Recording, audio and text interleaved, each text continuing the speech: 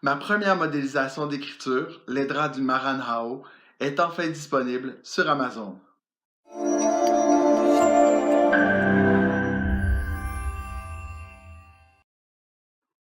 Bonjour à tous et bienvenue dans cette nouvelle vidéo sur laquelle je vais vous expliquer ce qu'est pour moi une modélisation d'écriture.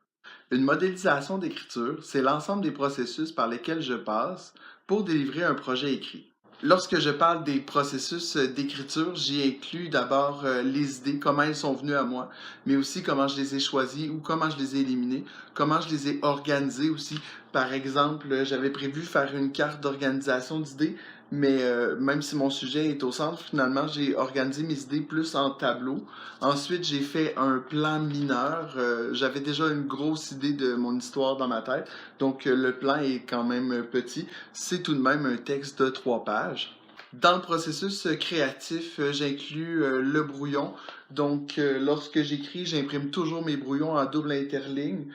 C'est bourré de fautes, c'est bourré de problèmes syntaxiques, sémantiques, mais ça me permet de justement écrire entre les lignes, de faire des flèches, de ce que je trouve plus difficile à faire à l'ordinateur. Donc, j'ai vraiment une belle vue d'ensemble sur mon texte que je peux reprendre quelques fois, puis après ça, appliquer mes corrections sur l'ordinateur.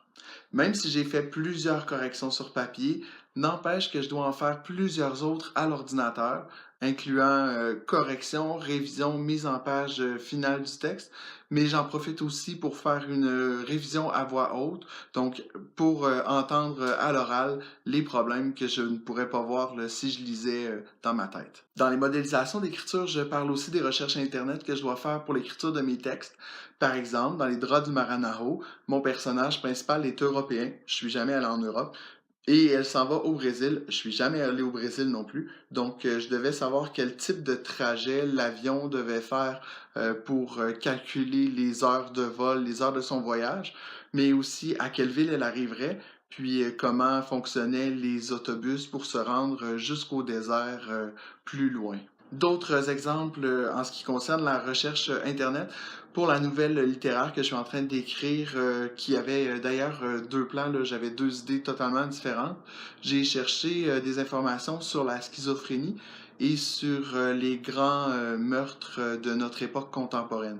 Pour les modélisations d'écriture, je parle aussi des difficultés que je rencontre en temps réel pour l'écriture. Par exemple, il va m'arriver le soir de me coucher en me disant Hey, demain matin, j'écris. Et je me lève finalement demain midi et ça me tente pas d'écrire. Donc, même si la date d'échéance de remise du texte est vraiment proche, ça peut arriver que ça me tente pas d'écrire. Donc là, je commence à essayer de me trouver des défaites pour pas écrire ou pour écrire à la dernière minute. Puis il faut vraiment que je me dise comme, non, tu t'es dit que tu allais écrire demain, t'écris. Mais c'est pas toujours facile à faire. Un autre problème que je rencontre, précédemment, je vous ai dit que j'avais 2 plans pour la nouvelle que je suis en train de rédiger. En fait, c'est que j'adore l'idée de ma première nouvelle, mais je me sentais pas tout à fait bien de présenter cette nouvelle-là en concours parce que je la trouvais un peu trop noire, sombre, gore comme on dirait en anglais. J'ai commencé le plan d'une deuxième qui était noire, sombre et dark. C'est que je me suis dit, ben, je vais m'assumer dans l'écriture que je fais. Oui, j'écris pour un concours, mais tout d'abord, j'écris pour moi. Donc, c'est des difficultés que je rencontre là, lorsque j'écris. Comme je vous l'ai mentionné en introduction de cette vidéo, ma première modélisation d'écriture est disponible sur Amazon. J'ai écrit cette première modélisation d'écriture en lien avec le concours d'écriture La Bonnante, géré par le département des arts et lettres de l'Université du Québec à Chicoutimi. Devrait suivre sous peu une modélisation d'écriture en 2 volets. En mars, j'ai participé au concours d'écriture de la Francofête qui demandait de répondre à une question sur 3. J'ai choisi de répondre à celle qui demandait quel était le mot que nous aimerions employer le plus souvent.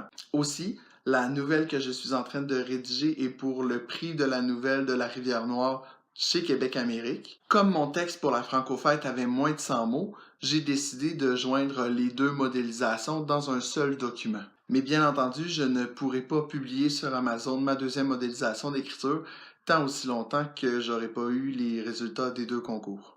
je rédige mes modélisations d'écriture pour les gens qui désiraient augmenter leur pratique en lien avec l'écriture.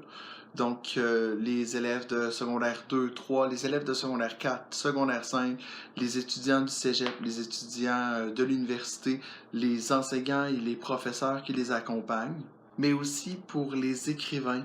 En fait, je crois que en lisant les processus mentaux de quelqu'un d'autre, ça peut faciliter la tâche à ceux qui n'arrivent pas au bout de leur projet, qui ont le syndrome de la page blanche, qui ont de la difficulté à organiser leurs idées, à terminer un projet. Puis pour certains, c'est même à enfin terminer un projet.